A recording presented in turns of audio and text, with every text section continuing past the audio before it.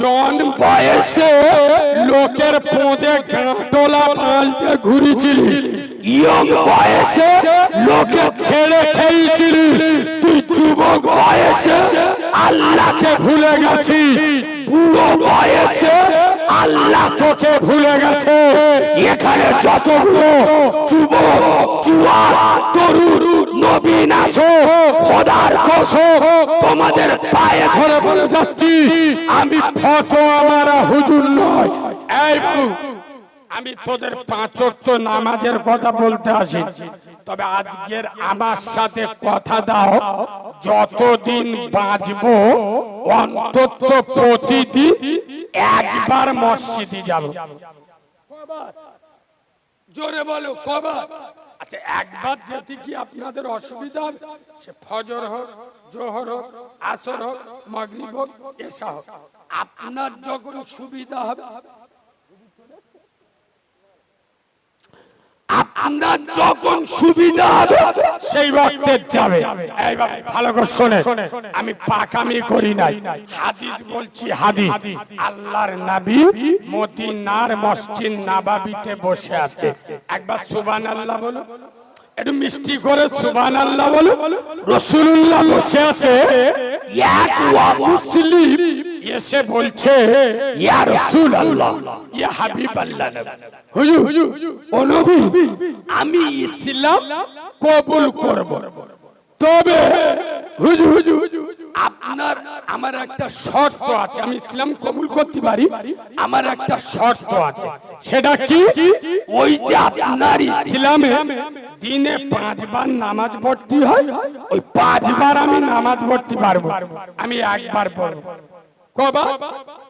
জোরে বলো। একবার। নবী বলছে, বাবা আমি তোমার একবার পড়ার অনুমতি দেব, তবে আমার সঙ্গে কথা দাও তুমি কলমাটা অন্তর দিয়ে পড়বে।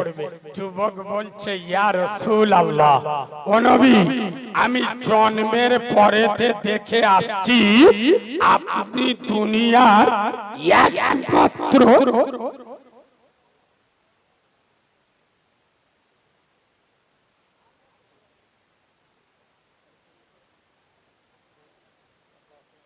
ভাই। রাসূল বলছে, বাবা তোমার অন্তর দিয়ে কলেমা পড়তে হবে। আচ্ছা হুজুর, আমি জন্মের পরেতে দেখে আসছি আপনি মক্কার একমাত্র মানুষ জীবনে মিথ্যা বলেননি। সুবহানাল্লাহ বলুন। হুজুর আমি কথা দিচ্ছি, ইয়া রাসূলুল্লাহ, আমি কথা দিচ্ছি অন্তর দিয়ে কলেমা পড়ব। খোদার কসম, সাহাবারা বর্ণনা করছে, যে মানুষটা ইসলাম কবুল করলো 2 ওয়াক্তের নামাজ পড়বো বলে, 3 ওয়াক্ত পড়বো না বলে, সেই যুবক 1 সপ্তাহ পার হতে দেয়নি, 5 ওয়াক্ত তো দূরের কথা, তাহাজ্জুদের নামাজও শুরু করে দেশ। এই যুবক ছেলেরা, খোদার কসম, তোরা দিনে একবার মসজিদে যা, বাকি 4 বার দেখে নেবার দায়িত্ব আমার আল্লাহর। আরেকটু জোরে বলো। বিশ্বাস করুন, পীরদের পীর, বড় পীর বাবা মহিনুদ্দিন আব্দুল কাদের জিলানী হুজুর বলে যাচ্ছে, বেনামাজি মুসলমানদের কবরস্থানে দাফন দেবে না। কেন? ও মাল নিজে ঘুমুবিনি, আর ইনশাআল্লাহ কারোর ঘুমুতিও কথা বলে না দিবি। আরো একটা ডেঞ্জারেস মজলা শুনবেন। বড় বিশ্বাস বলে যাচ্ছে, তুমি রাস্তা দিয়ে হেঁটে হেঁটে যাচ্ছ, ডান দিক থেকে বেনামাজি হেঁটে আসছে, বাঁ দিক থেকে একটা কুকুর আসছে। কে? কুকুর, 4 পায়ে জানোয়ার, নাপাক প্রাণী। বাড়িতে থাকলে আল্লাহর রহমতের ফেরেশতা আসে না। এখন বড় বিশ্বাস বলছে, ডান দিকে বেনামাজি, বাঁ দিকে কুকুর, তুমি মাঝখানে। তোমার এমন একটা পরিস্থিতি, তোমার নাই ডান দিকে সরতে হবে আর নাই বাঁ দিকে সরতে হবে। বড় পীর সাহেব বলে যাচ্ছে তুমি বাঁ দিকে সরে যাও, মানে কোন দিকে? কুকুরের দিকে, কিন্তু বেনামাজির দিকে সরো না। কেন? কুকুরের গায়ের দুর্গন্ধ যদি তোমার গায়ে লাগে তাহলে ধুইলে পাক হয়ে যাবে, যদি কাপড়ে লাগে কেচে 3 পাক করলে পাক হয়ে যাবে। কিন্তু বেনামাজির দুর্গন্ধ যদি তোমার গায়ে লাগে, আমি আব্দুল কাদের জিলানী বলে যাচ্ছি দুনিয়ার কোন পানির ক্ষমতা নাই ওই দুর্গন্ধকে ধুয়ে মুছে পাক করে দেবে। নামাজি বেনামাজি এত বড় ডেঞ্জারাস পাপী, খোদার কসম কিয়ামতের মাঠে প্রথম প্রশ্ন হবে নামাজে। রাজ মুসলমানেরা নামাজ ছেড়ে দিয়ে ফজরের আজান কটায় বলুন তো? আমি চ্যালেঞ্জ করে বলছি 100-র মধ্যে 98 জন বলতে পারবে। ফজরের আজান যখন হয় আমাদের মধ্যগুলো যখন চতুর্থ আসমানে, সকাল 9টায় ঘুমিতে উঠে চোখ বুলু হয়ে মানে নুঙ্গি খুঁজে পায় গেল কোথায়, ওবরে তেইকে যাকে শালা পাগাই ঘুরতে।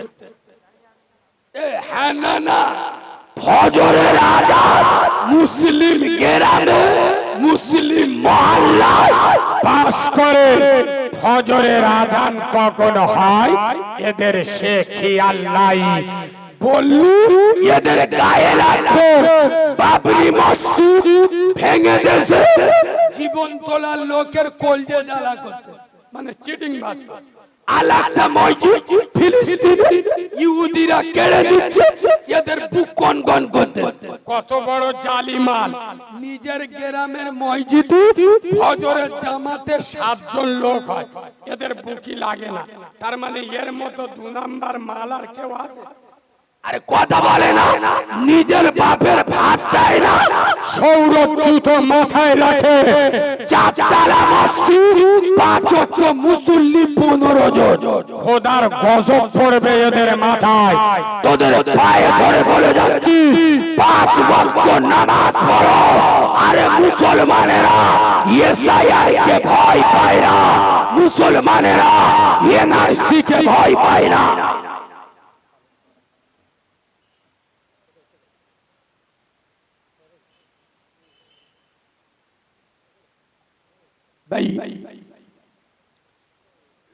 ইউটিউবে কম বেশি আপনারা যারা আমার দেখেছেন আপনারা প্রত্যেকে জানেন আমি যেদিন হয়েছি আমার মা মরে গেছে। আমার মা আমাকে দেখেনি, আমিও আমার মাকে দেখিনি। আমি এইরকম একজন এতিম ছেলে। তবে আমার মা মরে যাওয়ার আগে আমার জন্য একটা কাজ করে গিয়েছিল, কি জানেন? আমার মা খেটুয়ায় উঠে আল্লাহর কাছে হাত তুলে বলেছিল, মালিক আমার প্রসবের রক্ত এখন হাত থেকে শুকায়নি, তবে মালিক আমার মনে হয় আমি খেটুয়াতে আজ জীবনে নামতে পারবো না, তবে আমার বাচ্চাটা কার মা বলে ডাকবে, কে আদর করে গোসল করাবে, কার স্তনের দুধ খাবে। হে মালিক আমি ওর নারী ছেঁড়া মা, তোর বিশ্ব আদালতে দোয়া চাচ্ছি, আল্লাহ আমার বাচ্চাটাকে তোর কুদরতি হাতে রেখে গেলাম। আমার মায়ের দোয়া আল্লাহ এত দূর আমার নিয়ে এসেছে। আমি ওয়ানাত কারিমুল্লাহ জানি না এখানে যারা বসে আছে আমার মতো কে হতভাগা মা মরে গেছে, কার বাপ নাই। আমি জানি আপনাদের সামনেই মাদ্রাসা বিরাট বিল্ডিং হচ্ছে, ছাদ পড়েছে। কমিটির ভাইয়েরা আসতেই আমার বলেছে, ভাই আমার গ্রামের মানুষ খুব ভালো, এরা প্রচুর টাকা দিয়েছে, এদের ব্যবহারে এদের মহাব্বতে আমাদের কাজ হয়েছে, তবে আপনি একটু চেষ্টা করবেন, বহুত টাকা দেনা আছে, তো আমি আপনাদের উপরে চাপ সৃষ্টি করব না। রমজান মাস পর্যন্ত আমি 2000 5000 চাইব না। আপনাদের একবার যদি দিতে কষ্ট হয়, দুবার ধরে, তিনবার ধরে, চারবার ধরে, প্রয়োজন হলে পাঁচবার ধরে 200 করে, বাপের নামে 500, মায়ের নামে 500, 1000 টাকা রমজান মাস পর্যন্ত নবীর ঘরে সময় নিয়ে কোন সোনার বাপ আছেন, সোনার তরুণ, সোনার যুবক, আমি জানি আপনারা অনেক দিয়েছেন, তারপরে আমি আপনাদের কাছে দাবি করছি কোরআনের কারখানা, কোরআনের বাগানকে চিন্তা করার জন্য 1000 টাকা একবার দিতে কষ্ট হলে দুবার, তিনবার, চারবার, পাঁচবার ধরে দেবেন। এতগুলো লোকের ভিতরে সর্বপ্রথম 1000 টাকার টাকা কোন সোনার ভাই, সোনার তরুণ, সোনার যুবক, সোনার নওজোয়ান আছে, হাত তুলে বলে।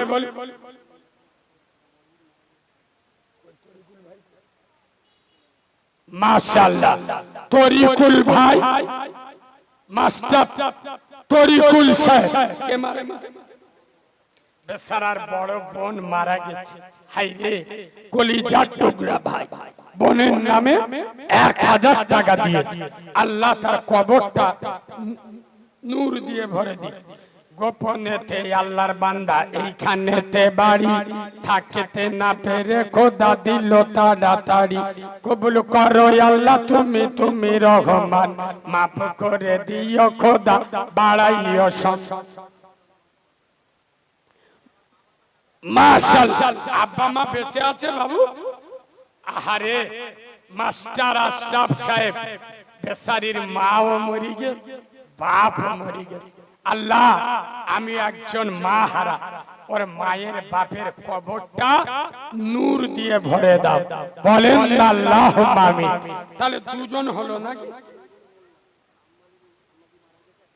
আমিরুল মোল্লা, আল্লাহ ওর মুরব্বির কবরে খাওয়াইও কাঁচা রসগোল্লা, বলেন আল্লাহুম্মা আমিন।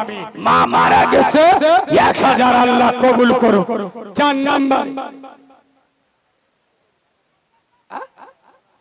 দাদা দাদির নামে 1000, আব্দুল হামিদ মোল্লা, ওই আব্দুল হামিদ গাজী, ওইখানে তোর দাদির কবর, ডালিম গাছের তলে 30 বছর ভিজাই রেখেছি 2 নয়নের জলে, এতটুকু তার এনেছি ঘরে, সোনার মতো সে মুখ, পুতুলের বিয়ে ভেঙে যাবে বলে কেঁদে ভাসাই তো বুক, 1 পয়সার তামাক আর মাজন লইয়া গাঁঠে, সন্ধ্যা হলে ছুটে যেতাম শ্বশুর বাড়ির ঘাটে। আলহামদুলিল্লাহ, হাজী লুৎফর মোল্লা, বাবাজির বাড়ি ভাঙড়ে। কোন জায়গা? কালকে ছিলাম বৈরামপুরে, আর রাধানগরে পরশুদিন জলসা করলাম স্কুল মাঠে। আলহামদুলিল্লাহ, আমার বাবাজির বাড়ি ভাঙড়ে। এখানে কে আছে? আত্মীয় বাড়ি এসেছে, মাশাআল্লাহ। এসে নবীর ঘরের জন্য নগদ 1000 টাকা দিল, আমার হাতেতে এ দান কবুল করো, এই গভীর রাতে নাজাত দিও খোদা, আধারে কবরেতে গোপনে 100 টাকা। তাহলে 1000 কত হলো? 500 টাকা গোপনে আল্লাহ কবুল করো। 1000 কত হলো? 5 জন, 1000 জন হয় নামাজ কথা বলে না। আর 5 ওয়াক্ত নামাজ পড়লি 50 ওয়াক্তের সওয়াব দেবে কে? আর পাক পাঞ্জাতন আল্লাহর নবী, হযরত বেটি ফাতেমা, হযরত আলী, ইমাম হাসান আর হোসেন, এদের বলা হয় পাক পাঞ্জাতন। আর দাদা পীরের 5 আওলাদ।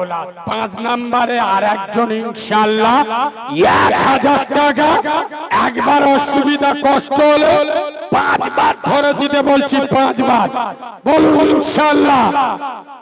5 নম্বরে 1000 টাকা কোন সোনার তরুণ যুবক নওজোয়ান আল্লাহ রুজিতে বরকত দেবে। আল্লাহ চান ও ভাই যারা উঠে যাচ্ছেন এটা খারাপ করছে, যদি না দেন আদলা ইটির বাড়ি জোর করে মেরে নেব না, কিন্তু উঠে যাচ্ছেন নবীর মজমাটা অসম্মান হচ্ছে। আমার পরে বাংলার বিখ্যাত দ্বীনি আলেম ফুরফুরার একনিষ্ঠ হাতিয়া যার ছাত্র হওয়ার যোগ্যতার আমি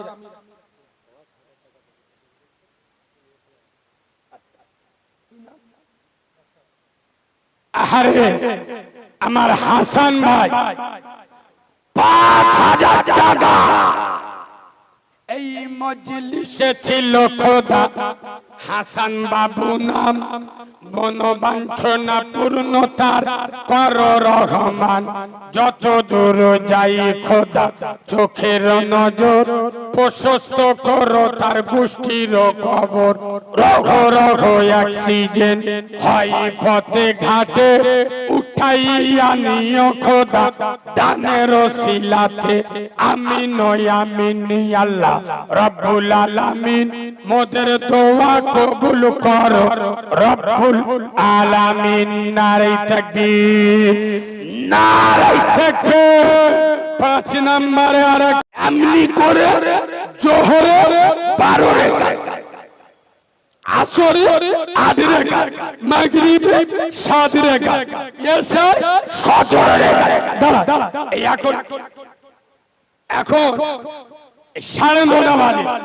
এখানকার কোন ছেলে যদি বলে কালিমুল্লাহ ভাই ইকুনি আমার আল্লাহর দরকার ইকুনি, এখন তো ফজর জোর আসর মাগরিব এশা কিচ্ছু নেই, আমার বেলা 10টার সময় আল্লাহর প্রয়োজন হয়, তা আল্লাহর সাথে কথা বলবো কি করে?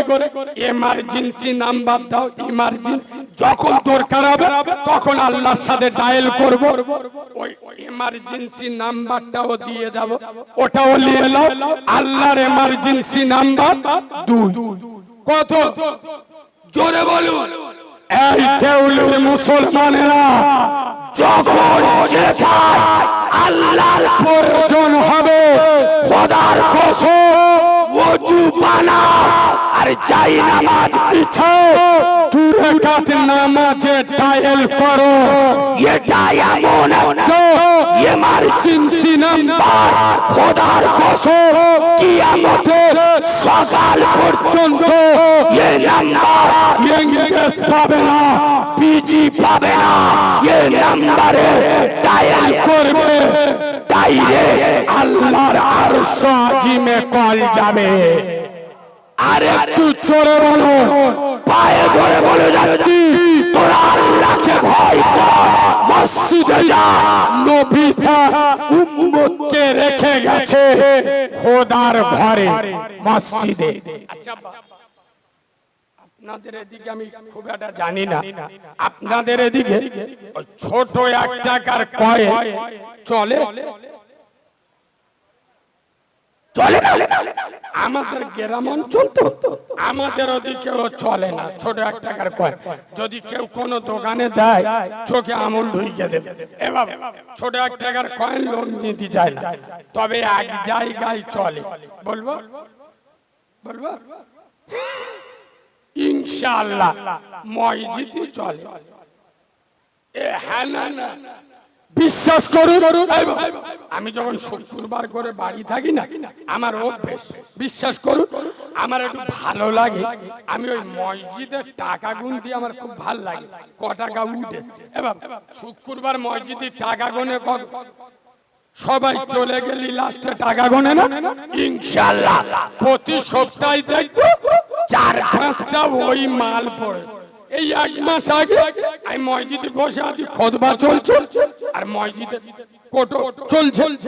আমার সামনে একটা যুবক ছেলে ওই 2টো ছোট 1 টাকার কয়েন আমার দেইকে কট করে ফেললে কোটো আই যাই দেইকিছি ও চোখ বুলু হয়ে গেছে। বলে কালিমুল্লাহ ভাই ওরম টাকা আলি কেন? বলে যেটা কোথায় চলে না সেটা মসজিদে চলে। আমি বলি কি রে? বলে এই তুমি ওয়াজ করো, যেটা কেউ পারে না সেটা পারে কে? জোরে বলো। আমি বলি যা শালা, মাথা বেতার মলম নে, পোঁদে বেতায় ঘষে দে, কাজ হবে। কথা বলে না। এই বাবা, এখন আপনাদের শুক্রবার এই মসজিদে কোটো চলে, কোটো চলে। একটা বকিল লোক, কিপটে কিপটে বোঝো তো, একটা বকিল লোক মসজিদে ঘাপটি মেরে বসে, চুপ করে বসে। এখন আপনার ওই মসজিদে কোটো আসতেছে, এ মাল পকেটে হাত দিয়ে খুঁই দে, কি 2 টাকার কয় খুঁই দি, আর এর পকেটে অনেকগুলো টাকা ছিল তো, দুটো 500 টাকার নোট পিছন দিয়ে পড়ে গেছে। এ মাল বুঝতে পারে, এ 2 টাকার কয়েনটা তুলে কোটোই দিয়ে দে। এখন পিছনের লোক দেখতে পেয়েছে ওর পকেটে দুটো 500 টাকার নোট পড়ে গেছে। পিছনের লোকটা 500 টাকার নোট দুটো তুলে ওর হাতে দিয়ে বলতেছে, ও ভাই, ও মনে মনে করতে কোটোই দিদি বলতেছে। আরে খুতবা হলি, খুতবার সময় কথা বলতে আছে, এ ওই জন্য বলতে পারছে না, এ ইশারায় দেখাচ্ছে ও ভাই, তার মানে কি তোর পকেটে পড়ে। এ মাল মনে মনে করতেছে হয়তো টাকাটা কোটোই দিদি বলতে। এ কি করেছে, 500 টাকার নোট দুটো লে বিসমিল্লাহ বলে কোটোই দিয়ে দেস। এ তখন বলতেছে ও ভাই, ও ভাই, ও ভাই। বলে কি হয়েছে? বলে মাল দুটো তোমার পকেটে পড়ে গেছিল। বলে কি? বলে হ্যাঁ। এর চোখ নীল হয়ে গেছে, বিহুশ হয়ে মসজিদে পড়ে গেছে। খোদার কসম, শোনো দেউলির মুসলমানের বাচ্চারা, আল্লাহ ছাড় দেয়, আল্লাহ ছেড়ে দেয়। যত করবে চালাকি, পরে বুঝবে চালাকি। আজকের মনে মনে করছো শরীরে শক্তি আছে, নামাজ পড়বো না, পুরো হলি পড়বো। খোদার কসম পুরো হবে, পাইপ লাইন লিক করবে, মসজিদে যাওয়ার ক্ষমতা থাকবে না। বাংলার বিভিন্ন জায়গায় আমি কারিমুল্লাহ, এইরকম মুরব্বি লোক আমার জড়িয়ে ধরে, কারিমুল্লাহ দোয়া করি বাপ মসজিদে যাওয়ার জন্য, কলিজা ছিঁড়ে যায় কিন্তু যেতে পারি না। আমি বলি কেন চাচা, কি মসজিদে যেতে পারো না কেন? বলে বুঝতে পারি না। বলে ভ্যাল কেটে গেছে। মানে কি? পেশাব টপে। আমি মনে মনে করছি চাচা